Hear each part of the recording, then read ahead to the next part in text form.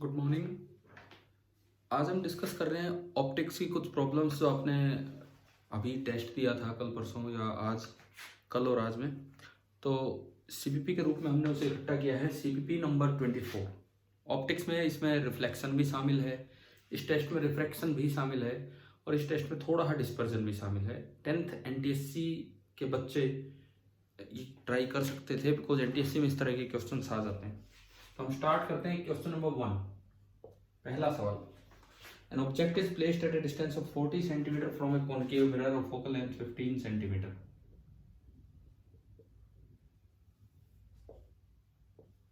इसकी focal length है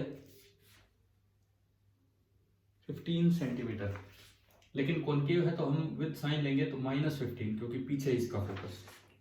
object रखा है 40 सेंटीमीटर दूर तो u हो जाएगा -40 सेंटीमीटर। अब बोलता है कि the object is displaced through a distance of 20 centimetre towards the mirror, तो इमेज कितना खिसकेगी। पहले तो आप इस समय इमेज निकालो कहाँ है।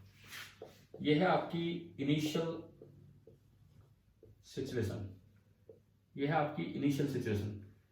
इस वक्त अगर आप निकालते हैं तो इस वक्त देखिए mirror formula 1/v plus 1/u is equal to 1/f। 1/v plus 1/-40 is equal to 1/-15। ये उधर जाके प्लस का हो जाएगा तो 1/v is equal to 1/40 minus 1/15।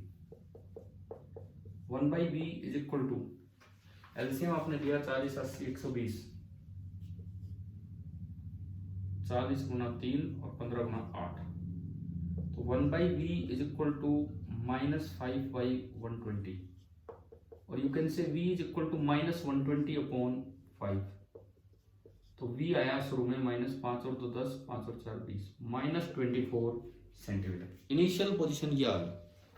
अब ये कहता है if the object is displaced through a distance of 20 centimetre towards the mirror. तो अब मैं फाइनल बनाऊं, क्योंकि अगर डिस्प्लेसमेंट मिलीमीटर में होती तो मेरे पास एक छोटा तरीका था स्मॉल शिफ्ट का जो हम पीछे पढ़ा चुके, लेकिन वो स्मॉल शिफ्ट वाला तो लगेगा नहीं, तो आपको फाइनली दोबारा बनाना पड़ेगा। जब ऑब्जेक्ट आप फिर से चला लाए 20 सेंटीमीटर टुवर्ड्स द मिरर लेंगे तो नया यू हो जाएगा -20, क्योंकि 40 पे था 20 पे आप पहुंच गए। एफ वही है -15। तो अब नई इमेज की पोजीशन फिर से निकालते हैं, मैं उसे v डैश बोल देता हूँ। 1/v डैश मिरर फॉर्मूला है plus 1/u, u is -20 is equal to 1/-15। तो यहां से आया 1/v dash is equal to 1/20 minus 1/15।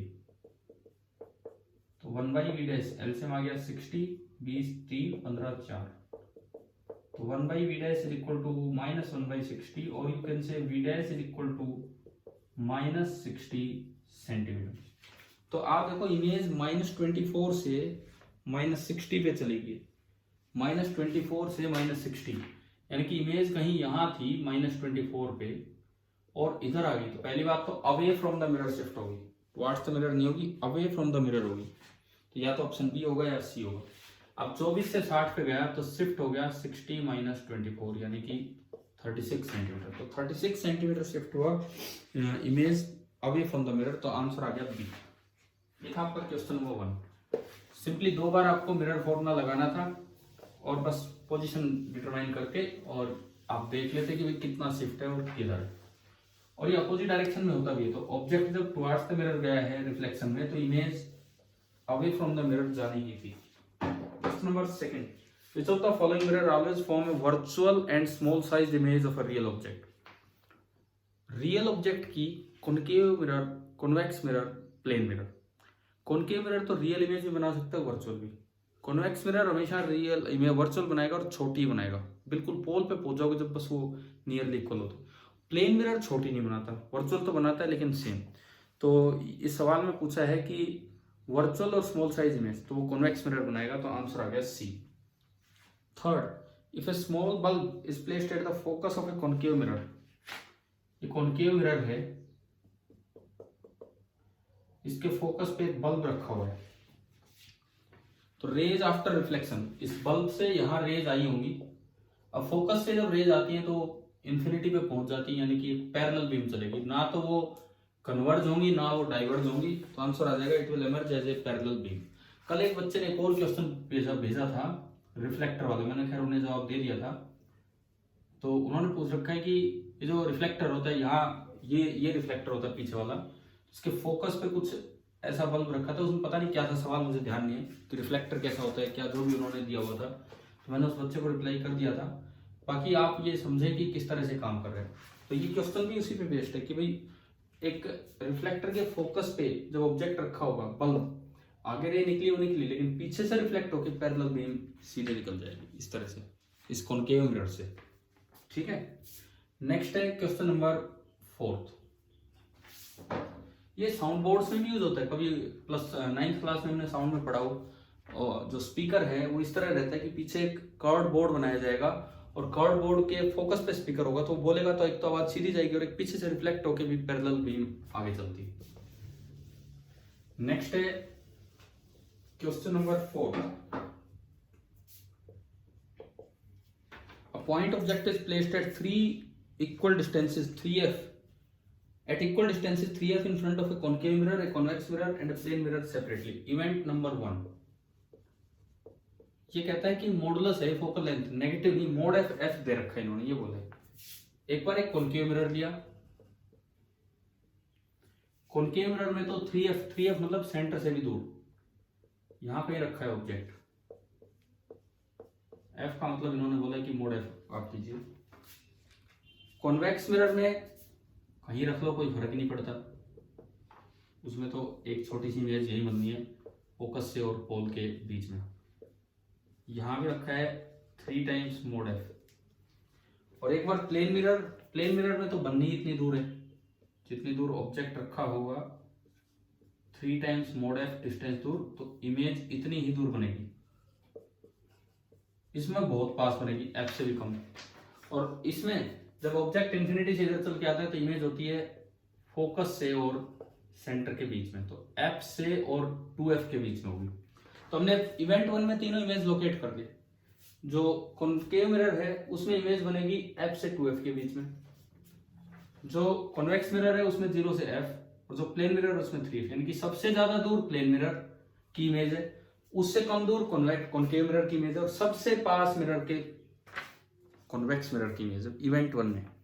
तो इवेंट 1 पे 2 ऑप्शन थे, आपको रॉन्ग स्टेटमेंट छाटने थे इसमें, रॉन्ग। इवेंट 1 पे 2 स्टेटमेंट थी, maximum distance of image in event 1 is from the plane mirror, plane mirror से सबसे ज्यादा थी, फिर कॉनकेव थी और फिर कॉन्वेक्स थी, और minimum distance is from convex mirror. तो पहली स्टेटमेंट ये है और दूसरी स्टेटमेंट ये है, तो पहले दोनों ऑप्शन आपके बिल्कुल सही है। उसके बाद now the distance is decrease to 1.5f, देखो तो पहले इसमें आप ले आए 1.5f पे लाओगे तो ये भी 1.5f पे हो जाना है, इसमें कोई फर्क नहीं पड़ता, 0 से f के बीच में रहना है, यही रहना कहीं।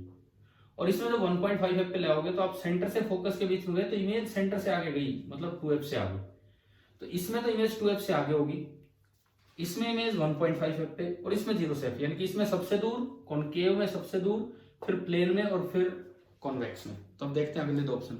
Maximum distance in event is from concave में सबसे दूर, अभी मैंने आपको समझाया। मिनिमम इज फ्रॉम प्लेन, ना मिनिमम होगी कॉन्वेक्स में, तो चौथी स्टेटमेंट आपकी गलत है। तो एक आसान सवाल था लेकिन अच्छा सवाल है, किसी तरह से ऐसे बना के दिया गया है आपको कि आपको वो चलने चलाने वाली नॉलेज होनी चाहिए कि ऑब्जेक्ट कहाँ है तो इमेज कहाँ बनेगी, बस उसके अकॉर्डिंग ये क्वेश्चन सोल्व हो जाएगा। क्वेश्चन नंबर 5, ये एनटीसी में आया हुआ सवाल है। इन्होंने कोई भी एक बॉक्स दिया है और इसमें यूं दिखा रखा है कि P और Q रे यूं आई और फिर ये यूं निकल गई R और S, ऐसे दिखाया।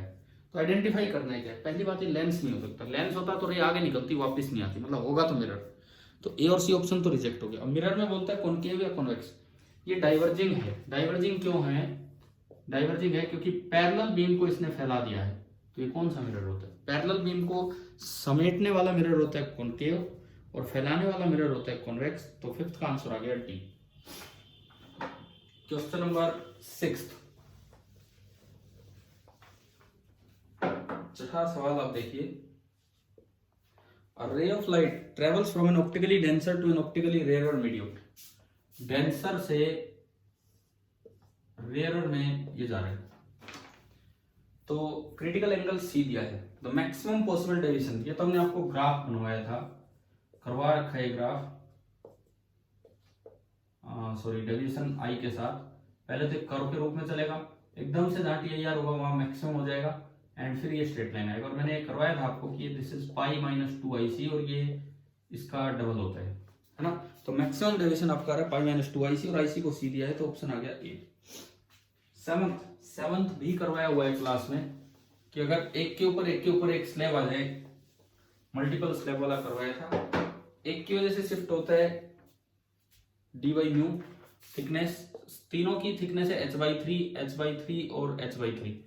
तो पहले की वजह से h/3μ1, h/3μ2 और h/3μ3, तो तीनों का जब आप टोटल देखेंगे तो ऑप्शन नंबर बी आ जाएगा। क्लास में करवाया हुआ सवाल है, कोई खास नहीं, ऑप्शन नंबर बी आ जाएगा, मतलब पिछले कुछ रिकॉर्डेड लेक्चर्स में ये होगा।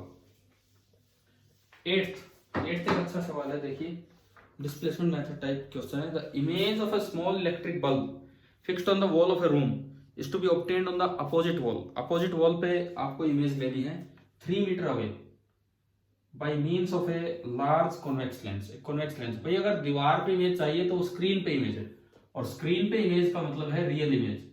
और हमने एक रिजल्ट पढ़ा था कि एक रियल ऑब्जेक्ट और रियल इमेज, अगर ये फोकल लेंथ f है तो इसके बीच का जो ये मिनिमम सेपरेशन होना चाहिए d minimum, this should be equal to 4f।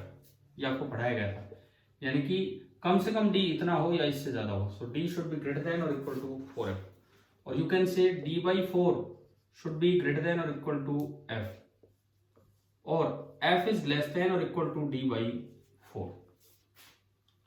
तो यहां से अगर आप देखते हो f या तो इतना हो या इससे छोटा हो, it means f maximum is equal to d/4, और d आपको क्वेश्चन में दिया है 3 मीटर, और ये आपका हो गया 0.75 मीटर, और ये f मैक्सिमम आया ना कि मिनिमम। इस तरह से आपने रिजल्ट पढ़ा था वो चलने चलाने वाले केस में, इमेज यहाँ ऑब्जेक्ट यहाँ तब उसमें, तो ये आपका आंसर आ गया ए, 8 का ए। 9th क्वेश्चन डिस्पर्जन के ऊपर, फॉर विच ऑफ द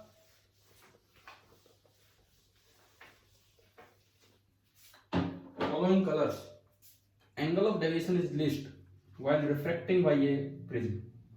देखो ये जो प्रिज्म जो होता है इसमें कोई बीम आएगी, रेड कलर कम बैंड होगा टुवर्ड्स द नॉर्मल, तो बैंड होंगे, वॉयलेट ज्यादा बैंड होगा। यहां भी रेड कम डेविएट होगा एंड वॉयलेट ज्यादा डेविएट, इस तरह से ही निकलती है। ये बीम आ रही है तो इंसिडेंट बीम के साथ रेड का एंगल कम होगा और वॉयलेट का एंगल ज्यादा होगा। तो इसने पूछा है कि least angle of deviation, so this is for red colour. आपका हो गया 9th। एनसीईआरटी बुक में अगले चैप्टर में इसका डायग्राम है, आप देख सकते हो वहां से diagram. Question number 10, a beam of light, ये आपको ऑलमोस्ट करवा दिया गया था स्नेल्स लॉ के टाइम। एंगल ऑफ इंसिडेंस है अल्फा और एंगल ऑफ रिफ्रैक्शन है बीटा। वेवलेंथ पहले मीडियम में λ1 और दूसरे में λ2। तो आपको यार स्नेल्स लॉ बताया, n1 into sine i is equal to n2 into sine r. n1 होता है c/v1 into sine i is equal to c/v2 into sine r. c से c गया, दोनों साइड मैंने न्यू से मल्टीप्लाई किया, ν/v1 into sine alpha is equal to ν/v2 into sine beta. अब हम एक फॉर्मूला जानते हैं, लैम्डा बराबर b/ν, तो ν/v होगा 1/λ, तो ये बना 1/λ1 into sine i is equal to 1/λ2 into sine r. और यहां से अगर आप sine i upon sine r निकालते हैं तो वो आ जाएगा λ1 अपॉन λ2। तो मुझे चाहिए λ2 चाहिए, तो क्रॉस मल्टीप्लाई कर लो, तो λ2 आ रहा है λ1 into sine r by sine i, λ1 into sine r by sine i मतलब λ1 into sine beta by sine alpha. तो ये आपका ऑप्शन नंबर बी है, 10th का आ गया option B. Question number 11th भी एक अच्छा सवाल है, वो देखिए 10th तो मैंने करवाया हुआ था क्लास में, 11 देखते हैं। आपको 2 लेंसेज दिए गए हैं, क्वेश्चन नंबर 11th में 2 लेंसेज दिए गए हैं। पहले की फोकल लेंथ है 100 सेंटीमीटर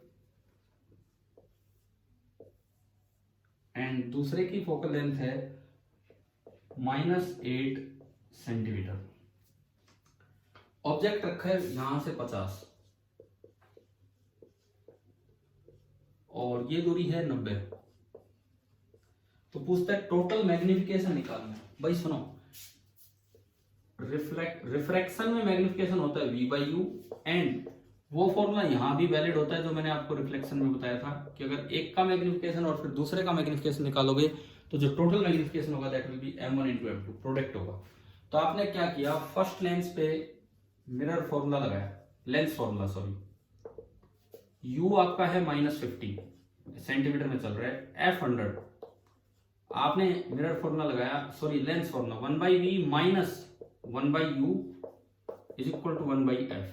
तो माइनस माइनस प्लस हो गया लेकिन उधर जाके माइनस, तो 1/v = 1/100 - 1/50। एलसीएम आया 100, 1 - 2 -1/100। तो यहां से आपका v निकल के आया -100, v - 100 और u - 50। तो आप पहला मैग्निफिकेशन निकाल दो m1 इज v/u -100/-50। सो आपका m1 आ गया 2। एक काम पूरा हुआ, पहला मैग्निफिकेशन आपने निकाल दिया m1 और ये 2 आ गया। अब दूसरे पे चलते हैं। तो पहले से जो इमेज बनी वो -100 पे बनी, मतलब लेंस से 100 इधर, तो ये 90 हो, तो उसके लिए तो 190 इधर हो गए। तो अगर आप सेकंड लेंस पे चलेंगे तो सेकंड लेंस के लिए u हो गया -190, f है -8। आपने लेंस फॉर्मूला लगाया 1/v - 1/u = 1/f। 1/v ये प्लस होके उधर माइनस गया, -1/190 - 1/8। तो 1/v = एलसीएम आया 190 × 8 और ऊपर ये दोनों जुड़ के -198। तो आपका v निकल के आया -190 × 8/198 सेंटीमीटर। v आ गया, u रहा ये -190। अब अगर आप m2 निकाले v/u -190 × 8/198 और डिवाइडेड बाई u -190, तो ये पूरा कैंसिल हो गया। m2 आ गया, m2 8/198, m2 आ गया 8/198। अब मैं m इक्वलेंट निकालू m1 × m2, तो m इक्वलेंट m1 2 और m2 8/198, ये कटा तो 99, 8/99। अब देखो जो आपके ऑप्शंस हैं, आप पूरा कैलकुलेशन मत करो, अप्रोक्सीमेटली आप इसको 8/100 भी लिख सकते हो, तो 0.08 डिवाइड करोगे तब भी आ रही है 0.0812 कुछ ऐसा आता होगा। तो जिस तरह के ऑप्शंस हैं आप इस तरह से सोच सकते थे। तो इस क्वेश्चन में मैंने ये सिखाया कि ये फॉर्मूला कॉम्बिनेशन ऑफ मैग्निफिकेशन वाला ना केवल रिफ्लेक्शन में वैलिड है, ना केवल मिरर्स में बल्कि लेंस में भी, रिफ्रैक्शन में भी वैलिड है।